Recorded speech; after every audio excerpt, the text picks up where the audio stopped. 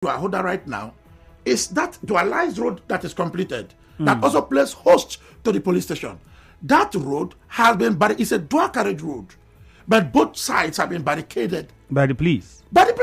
So I was wondering the rationale. Meanwhile, the distance from where this event happened, Odemude community, is like a 25 minutes journey from Ahoada. 25 minutes journey from Ahoada. So in other words, you're questioning why you don't have that close to or in the community where this happened. Precisely the point. So blocking Ahoada, Ahoada Road, that leads to Omok and other areas, Ebema or Haji and all that. For me, but police, they are trained to be security conscious. I don't know the rationale behind it. But I'm looking at the multiplier effect on commoners. Cars are being packed up. Bikes are, especially with the rains, people swim in mud overnight to go about their legitimate businesses. So even I have stopped going to the place because I have to consider the health of my car to play that road. The only place you can access to Ahoada now is the Imula. That's the internal road, the Ahoada main town. That is under construction. But has there been any conversation with the DPO to understand perhaps it's a tactics or a mechanism put in place to ensure the security of not just the whole of Ekpe? No, we understand. That was why, anything that has to do with security, one has to be very careful. I am discussing the multiplier effect of it. It's a dual carriage road. So what I'm even saying that even when you block the one that is by the police station itself, the other part of it can still be accessible and yet not by the police. Okay. That's the point I'm trying. It's a dual carriage road. Okay. And, information is key. Police works on security, but that security, you are securing our lives. We should also know, how you are securing our lives. It's not just securing my life and taking decisions that will also affect my life. So I think that there has not been, to the best of my knowledge, please, there's no formal information or briefing as to why Ahoada has administration. We have a regent right now. It's there. We have the local government chairman. He has not briefed us on why. Just allow police to do their thing. That's the kind of thing you hear. But I can tell you that the commuters, the average Ekpe person because Ahoada is the headquarters of Ekpe. So the average Ekpe man lives in Ahoada or has business in Ahoada. On market days, if you go there, you will see a deplorable sir. And I can tell you this, sir. Some of the police eyewitness account are taking advantage of that to even extort motorists on that bad road. The last time I went, I was stuck there. Why? A policeman a cabman that he didn't drive well and all in that same bad spot, close to the police station. He didn't pass that road. And while I was there, I still saw other vehicles. There is this Hilux mentality in Nigeria. Once you have a Hilux, it is believed that a security operator, so Hilux can pass. That same road that is blocked, Hilux is pass unchecked. So if you are part of the principalities and powers of society, you can pass. But the average common poor man, the innocent Ahoada person that goes about his little business to feed for the day, suffers it. So I don't know. To the best of my knowledge, police is doing her work, but while doing that, the hazard of the job comes in. Would you say that because I got reports of what would I call it now? Human rights violation in the course of the police trying to ensure the security of that region following the death of the DPO. Can you confirm whether any of those happened or is happening? Well, in terms of human rights violation, I wouldn't think it's strange if that report came. It rather came too late because it has been almost an innate thing for situations of this. I can tell you, I was born and bred in Imula. When I say Imula, the heart of Ahoada, where the indigens, the real Ahoada indigens stay. I stay by the Ahoada playground there, and I can tell you this. Imula, there is like a conquered territory. You just stay. I deliberately went there to pass a night there to see how it feels. I could see people live in fear. What is the fear? Once it is 8, 9 o'clock in the night and you see any car light flash your street, you are likely to walk into your room immediately because of fear of being arrested and all that. So you're saying people are being arrested Yes, without especially any with reason? The youth population, yes. The youth population, of course, I am not surprised because most times when these things happen, especially the early period that the Gresham murder happened, there is a drop now. But this time around, once youths gather, of course, I understand that these are security strategies to dislodge any suspicion of a regrouping. I understand that perfectly. But I can tell you that Imula, that Ahoada main town, has always been the most peaceful because of the communal life. A criminal is identifiable. They know you to your parents. They know you to your threshold. So the criminals we are talking about cannot even cohabit with the people because we know them one-on-one.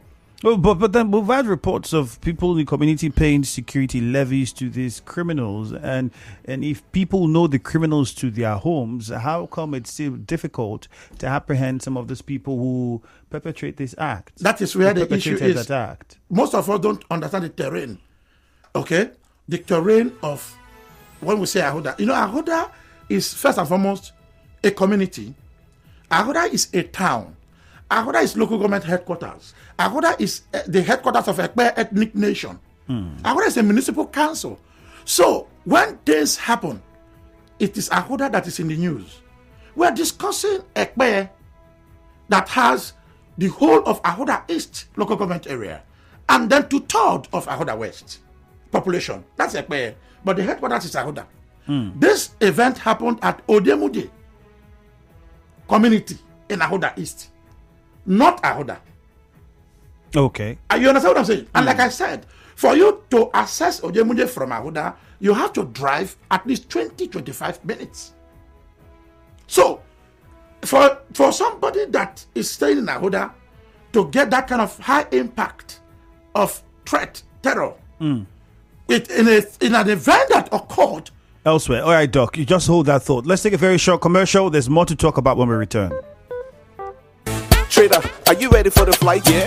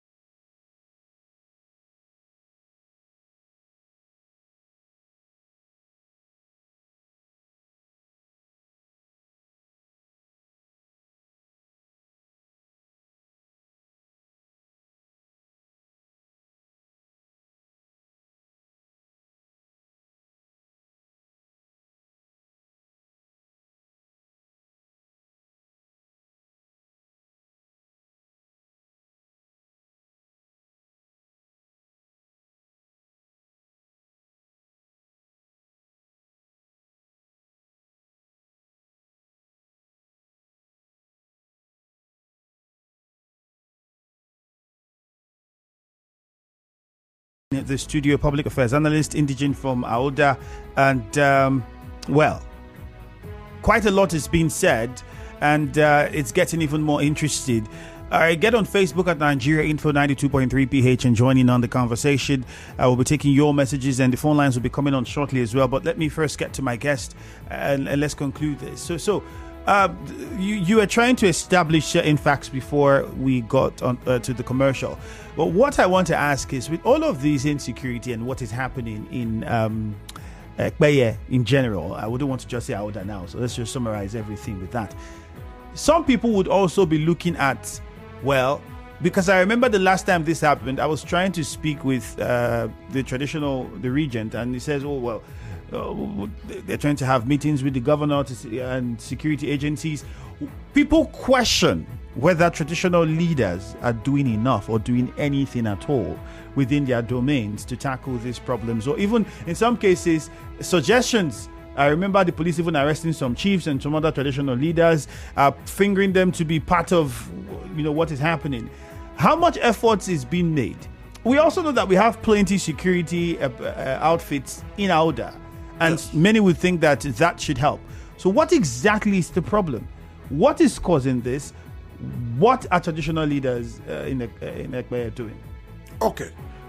Well, let me say the one I think I know. By virtue of personal recognition, from the point that the current Ekpeye Lobo, that is His Imperial Majesty Eze Kelvin Ngozi Anugbo, from the point he came on board, he just found me worthy to interact and occasion development in Ekpeye. So that got me close to the palace, and I got to know a little about him and his disposition towards insecurity in Ekpeye. Before he came on board, the security crisis in Ekpeye had already degenerated. That is a statement of fact. In fact, the late Ekpeye Lobo, for fighting, because he had a military background as a retired flight lieutenant. So he faced the boys head on, and that was to cost his life, but not for divine intervention, because over 18 of these boys in their bikes got to his community to burn him alive in his house for fighting them. That's a man with military background, so much air and connection. That is the Ekpeye Lobo, the apex king of Ekpeye land. So that has been there until that phase passed. Then he died. A new Eze has been crowned, and it swung into action. This is a businessman, no doubt. But the point is that some of us who are also worried about the security situation have always had cause to tell him, Eze, you must do something. But he keeps telling us that, yes, he wants to do something, but his hands are tied. How so? When he says his hands are tied? What is tying his hands? What he's saying is, security issues, first and foremost, there is an administration of the council. We have a local government chairman who is named the chief security officer. Ahoada East has, Ahoada West has. So the Ekpeye Lobo can only synergize with them to drive security, because most of these boys, they inhabit the remote areas. They can't come to the city. None of these boys reside and has a room in the city that you can comfortably stay, because it will be easily, traced. So they stay in the bush, and the bush is the domain of most of the chiefs and all that. But the chiefs may not be able to, because those that spoke in the past were beheaded, and nothing happened. So any chief that, except the chief does not stay in Ekpeye, he can speak from Port Harcourt or Lagos comfortably. But to stay in that same village with them, the boys you are talking about, these are high-ranking, So understandably, but what has been done? Okay, now, to the best of my knowledge, because I had accosted the Eze evidently gave me proofs of how he wrote, especially this year. Eze wrote to the necessary, security outfits in the state, as at May and all that. The first was to the governor of Rivers State then, to Governor Wike, as at that time, when Governor Wike was still on seat. He wrote that letter on the 28th of March, to the best of my knowledge, and that letter was received on the 4th of April, the government house received that letter. No response. And that was not still enough. He still wrote to the Commissioner of Police. And that letter was written on the 10th of May, 2023. And that was received on the 12th of May, the same 2023. No response from these angles. I think this was before the death of Yes, Bako. The death of Bako occurred on September 8th, 10th, if I'm not mistaken, on a Friday, September 10th. Then on the 10th of May again, he wrote to the that's the GOC, from what I have in my record. 11th of May, he wrote to the General Officer Commanding 6th Division Nigerian Army, and they received it on the 2nd, that's on the 12th of May. They received it. It didn't end there. He still wrote to the State Director of Security Service, River State Command, on the 11th of May, and these were letters that were duly received. This one was received on the 12th again. These were the 4 major security outfits in the state. He wrote. Did they do anything? Okay, you leave that one. What about the chairman of the council? The chairman of the council is Ahoada East. And then we have Ahoada West. Both of them, like I said, Ahoada West, 2/3 of Ahoada West is Ekpe. Technically, Ekpe superintends traditionally over Ahoada East and Ahoada West. The 2 council chairmen have this synergy because they're the security officers technically, But I wonder why we are not looking in that direction, and everybody is facing the Ezekwe Lobo. I'm not speaking for Ezekwe Lobo, and my position here is simple. If Ezekwe Lobo is guilty of aiding and abetting these boys through evidences and all that, he should go in for it. That's my position. But because he's been detained. We don't know why. Police are not Ekpe. He's been detained till this point. Yes, sir. Ekpe is an ethnic nation. It's not about Kelvin and Ugo, the occupant of that throne. Ekpe is there, incarcerated, and nobody is speaking. So the question is, has the police told the Ekpe people, tell us, shame my Eze, let us face it once and for all. The shame is already in Ekpe that we killed Bako. My colleagues in the office, they count me and tell us what the man has done. Put it in public domain. We have big top politicians that their own allegations come to domain. Some few days we are talking about Chicago State University certificate. They're all in public domain. Nobody hid it until the Supreme Court came to make judgment. Tell Ekpe people the crime of it with evidences. Because I also heard that there are some reports that have been submitted to the River State Police Command that seem not to mention any factual thing that Ezekwe Lobo did. So if that, charge him to court, convict him. I don't have a problem with that. But to keep a monarch of that status behind bars, I think it is not right for the people. It raises a lot of questions, especially now when you look at what's happening in the state. And just recently, yesterday, we got some groups calling for the Commissioner of Police to be transferred because of the situation with the Impeachment Saga and this comments by the governor and the videos that was trending of police officers tear gas shot at the governor and the rest of that. And some people over time began to question, the professionalism or the activities of police officers of that state. You had mentioned the projects that the governor is putting in Ahoada and the rest. With the situation now in this state and what people are saying, would you feel that the Commissioner of Police should be transferred, and would that in any way help the situation? Well, that's the voice of anger, asking that the Commissioner of Police should be transferred. But for me, I saw the video, and it was quite unfortunate. The governor of a state, the chief security officer of a state, being humiliated in that form, supposing he was a coward, and now resorts to running. I see my governor running like a common criminal and he had his police, security attachment. So you can't even respect your colleagues that are, doing their job to protect a governor. So if the governor of a state can that be exposed to violence, why attach security to him? I saw that thing as an affront. And I saw it as a calculated attempt to malign the status of the governor of River State. And whoever, I can't just conclude that the CP should be transferred because I wouldn't know where the order came from. But whoever, there may be, an officer in charge of that squad. Whoever that masterminded in terms of practical presence that was in charge of that troop that did that should be questioned.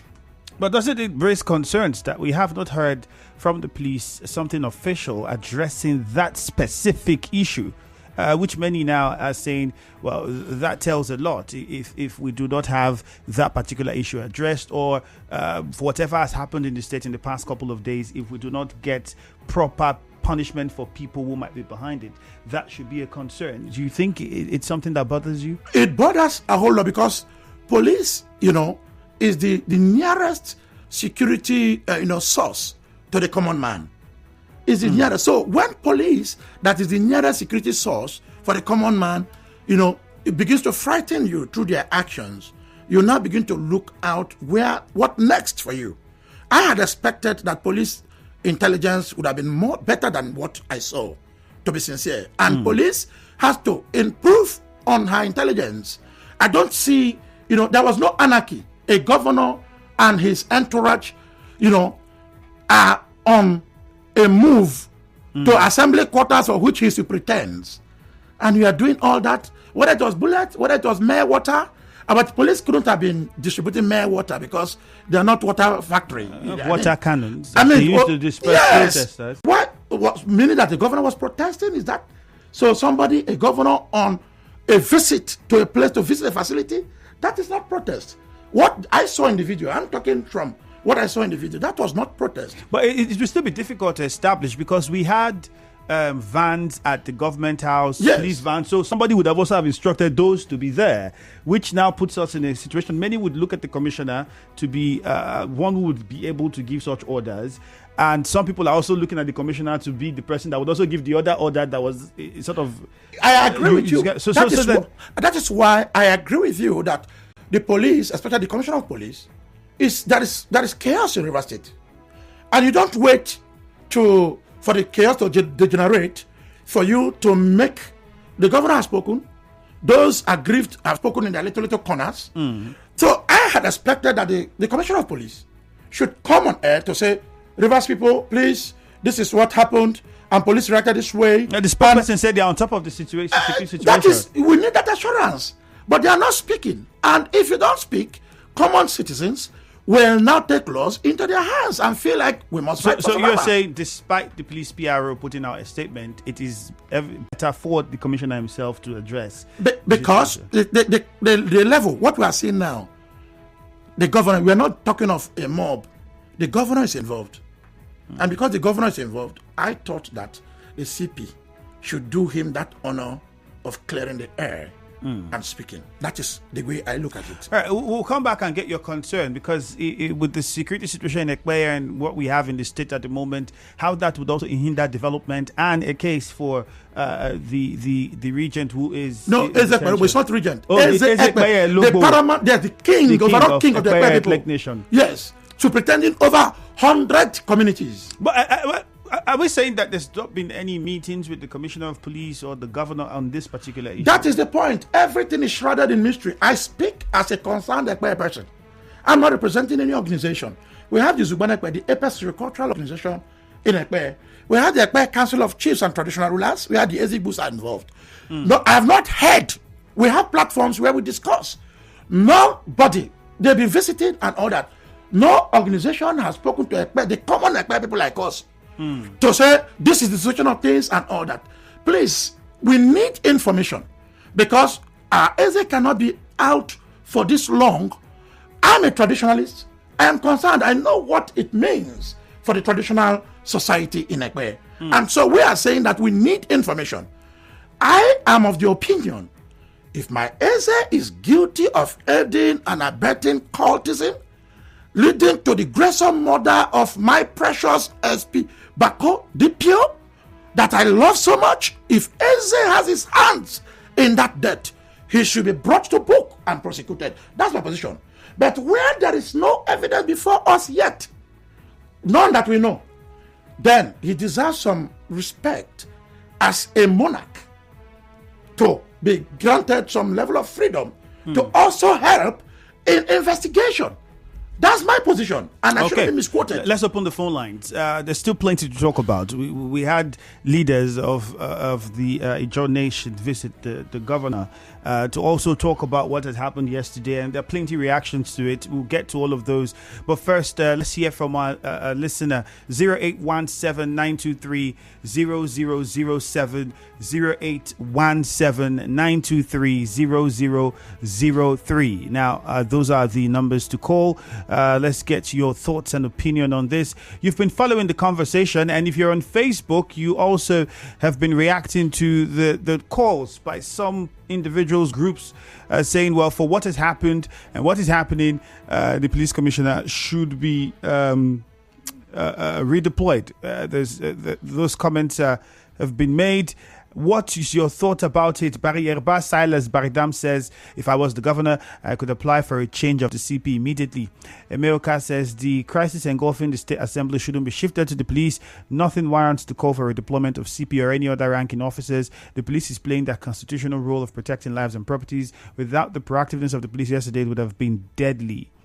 Another person says, Dr. Edward Imo said about the insecurity and the efforts of the incarcerated Imperial Majesty is nothing but the truth. I commend Dr. Imo for coming out boldly over this issue. Comrade Donu Barry Wisdom says, the political interplay in Rivers State today, I think, is a commotion emanating from denial of right to be expressed by executive governor. Godfatherism is indeed a pest in Africa. What I think would be done is that the governor should be allowed to construct his administration the way he deems fit. James, that was from Dowis. James says, I think the CP has been doing well, but for his men whose conduct towards the governor is sitting one at that to be tear gassed yesterday just because they were following orders, I think such officers should be brought to book. The messages goes on and on. Let's go to the phone lines. You heard my guest in the studio. I will start with Muriel in Okrika. Muriel, good morning.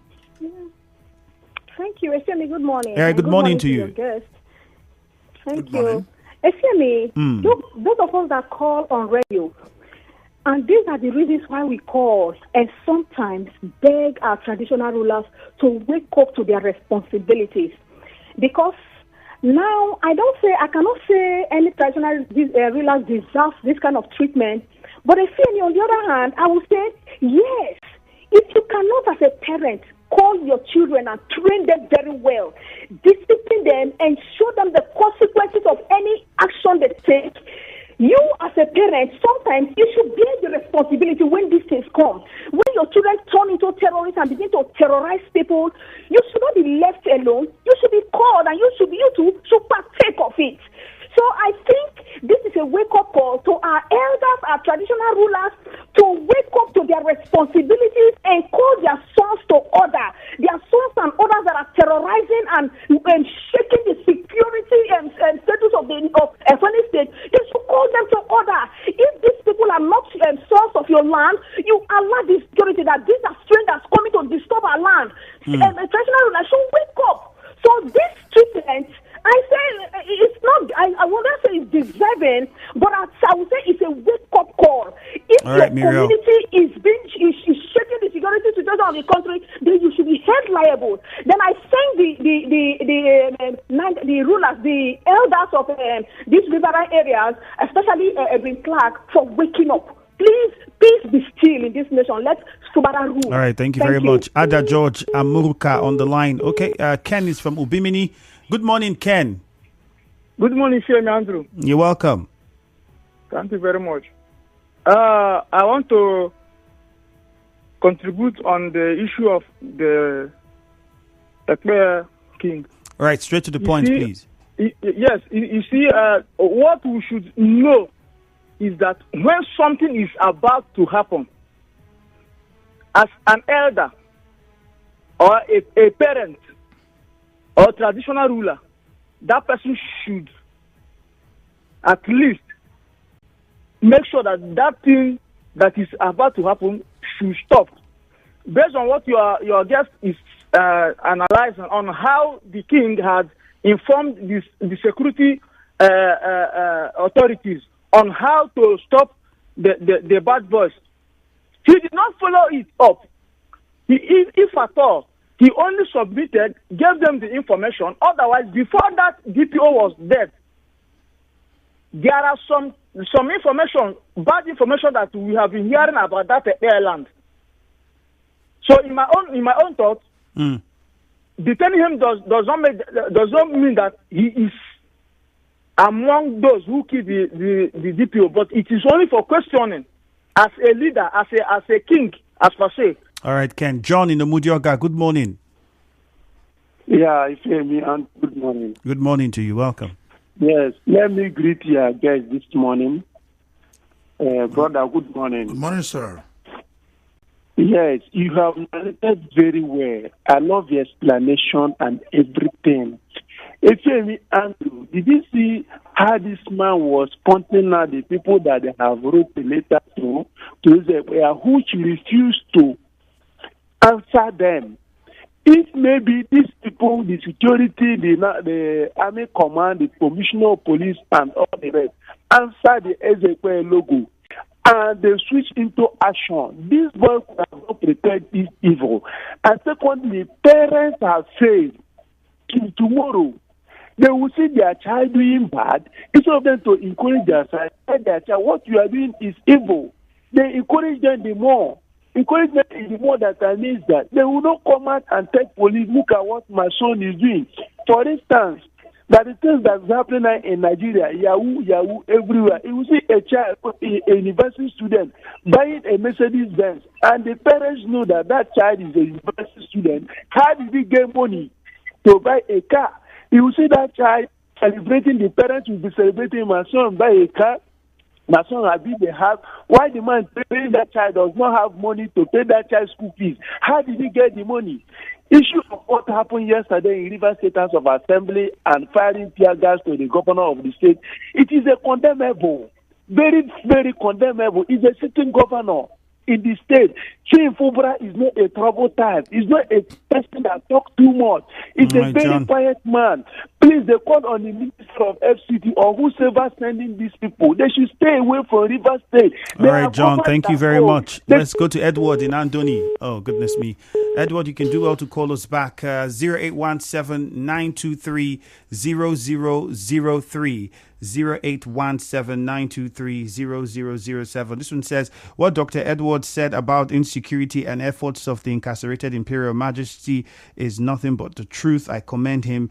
America Monday. Good morning. This is Blessed from Alu, says Governor Sim should resist any attempt to be impeached from office. Okay. Good morning. This one says, River State problem will take us to zero level. The masses are still crying over petrol issue.